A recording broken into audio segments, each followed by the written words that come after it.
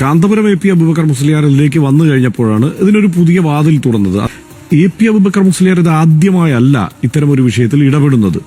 ഇപ്പോൾ സിദ്ദിഖാപ്പന്റെ പ്രശ്നം വന്നപ്പോൾ മുഴുവൻ സംഘടനകൾ, ഇപ്പോൾ മുസ്ലിം ലീഗ് പോലും ആ ഘട്ടത്തിൽ കൃത്യമായ ഒരു നിലപാടെടുക്കാൻ അറച്ചു നിൽക്കുന്ന ഘട്ടത്തിൽ അത് കോൺഗ്രസ് നേതാവ് കെ പി നൌഷാദ് അലിയാണ് ആദ്യമായി ഒരു ആക്ഷൻ കൗൺസിൽ രൂപീകരിക്കാനുള്ള ശ്രമം നടത്തുകയും ഒരു നീക്കവുമായി മുന്നോട്ട് പോവുകയൊക്കെ ചെയ്യുന്നത്.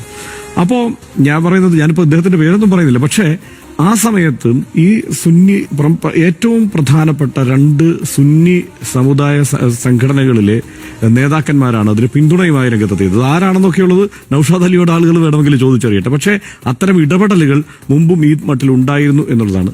യഥാർത്ഥത്തിൽ ഏതെങ്കിലും ഒരു തരത്തിൽ അദ്ദേഹത്തെ കൃത്യമായി രേഖപ്പെടുത്തി പോയിട്ടില്ല. ഈ 94 വയസ്സാവുമ്പോഴേക്കും കാന്തപുരം എ പി അബൂബക്കർ മുസ്ലിയാരെ വേണ്ട രീതിയിൽ കേരളീയ പൊതുമണ്ഡലം രേഖപ്പെടുത്തിയിട്ടില്ല, അടയാളപ്പെടുത്തിയിട്ടില്ല എന്ന് തന്നെയാണ് എനിക്ക് തോന്നുന്നത്. കാരണം കേരളത്തിന് പൊതുവേ ഉള്ള ഒരു പ്രശ്നമുണ്ടല്ലോ, ഈ കേരളത്തിൽ മുസ്ലിം എന്നതിനെ ഒറ്റ അച്ചിലാണ് മൊത്തത്തിൽ കാണുക.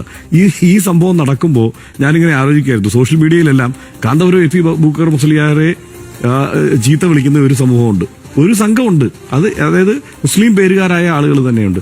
പക്ഷെ ഇതിനെല്ലാം ഒരുമിച്ചാണ്, ഒറ്റയടിക്കാണ് ഈ ആളുകൾ നോക്കിക്കാണുക എന്നുള്ള പ്രശ്നം കേരളീയ സമൂഹത്തിലുണ്ട്. നമ്മളിപ്പോൾ വളരെ ഉദാരമായി തുടക്കത്തിൽ വെച്ചതുപോലെ ഗംഭീരമായ മാതൃക കേരളം കാട്ടിക്കൊടുക്കുമ്പോഴുമൊക്കെ ഇങ്ങനെ കൂടി കേരളത്തിൽ സംഭവിക്കുന്നുണ്ട് എന്നുള്ളത് നമുക്ക് പറഞ്ഞു പോകാതിരിക്കാൻ കഴിയില്ല. ഇതിനകത്ത് ഇനിയിപ്പോ അങ്ങോട്ട് നമ്മളിപ്പോ ഇത് പറഞ്ഞു നിർത്തുമ്പോൾ ഈ ചർച്ച RDX അവസാനിപ്പിക്കുമ്പോൾ നാളെ മുതൽ അങ്ങോട്ട് ഭയങ്കരമായിട്ടുള്ള കാര്യങ്ങളായിരിക്കും വരിക. അതായത് ആരൊക്കെ ഇടപെട്ടു, ഇദ്ദേഹമല്ല ഇടപെട്ടു എന്നുള്ള ഒരു വലിയ ചർച്ചകളും വിദ്വേഷ പ്രചാരണമൊക്കെ ഞാനിപ്പോ തന്നെ സോഷ്യൽ മീഡിയയിലൊക്കെ കണ്ടു, അതൊക്കെ ഉണ്ടാകും. പക്ഷെ അതിനകത്ത് എപ്പോഴും ഓർക്കേണ്ടുന്ന ഒരു കാര്യം, അതായത് സർക്കാർ സംവിധാനങ്ങൾ ആയതുകൊണ്ടാണ് ഇടപെടുന്നത്.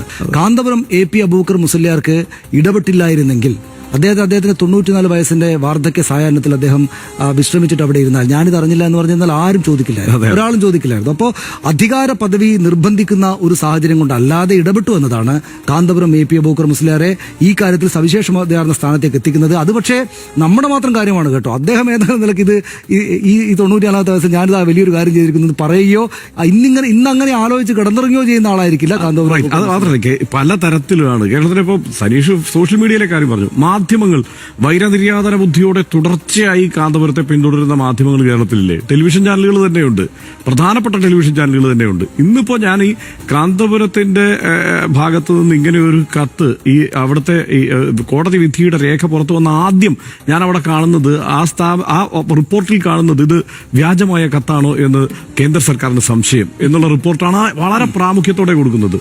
പരമാവധി ഇതിൽ കാന്തപുരത്തിന്റെ ഇടപെടൽ ഒഴിവാക്കി ഈ വാർത്ത റിപ്പോർട്ട് ചെയ്യാൻ പലരും ശ്രമിക്കുന്നത് നമ്മൾ ഈ പിന്തുടർന്ന് ആക്രമിക്കുന്ന ശീലം നമ്മൾ കഴിഞ്ഞ കുറെ കാലമായി കണ്ടുകൊണ്ടിരിക്കും. ഇതിനകത്തെ മതേതരത്വം എന്ന സംഗതിയെക്കുറിച്ചുള്ള ചില കാര്യങ്ങളെക്കുറിച്ച് ഈ മാധ്യമങ്ങളോട് മനസ്സിലാക്കണം. അതായത് ഒരാൾക്ക് ഒരു മതത്തിന്റെ അഭിവന്ദ്യ പദവിയിലുള്ള ഏറ്റവും പ്രധാനപ്പെട്ട ആ മതത്തിന്റേതായിട്ടുള്ള എല്ലാ ചിട്ടവട്ടങ്ങളും പാലിച്ചിട്ടൊരു മതപണ്ഡിതനായിരിക്കുമ്പോൾ തന്നെയും മനുഷ്യത്വത്തിന് വേണ്ടിയിട്ട് വലിയ വാതായനങ്ങൾ തുറക്കാൻ പറ്റും. ഒരാളൊരു മതവിശ്വാസി ആയിരിക്കുന്നതുകൊണ്ടോ അദ്ദേഹത്തിന്റെ മതവിശ്വാസമാണ് ഏറ്റവും പ്രധാനം എന്ന് വിചാരിക്കുന്നതുകൊണ്ടോ ആ മതത്തിന്റെ ഏറ്റവും പ്രധാനപ്പെട്ട പദവിയിലിരിക്കുന്നതുകൊണ്ടോ അദ്ദേഹത്തിന് വിശാല മനുഷ്യത്വപരമായിട്ടുള്ള നടപടികൾ എടുക്കാൻ പറ്റില്ല എന്ന് പല ആളുകളും വിചാരിക്കുന്നുണ്ട്. അത് സത്യമല്ല.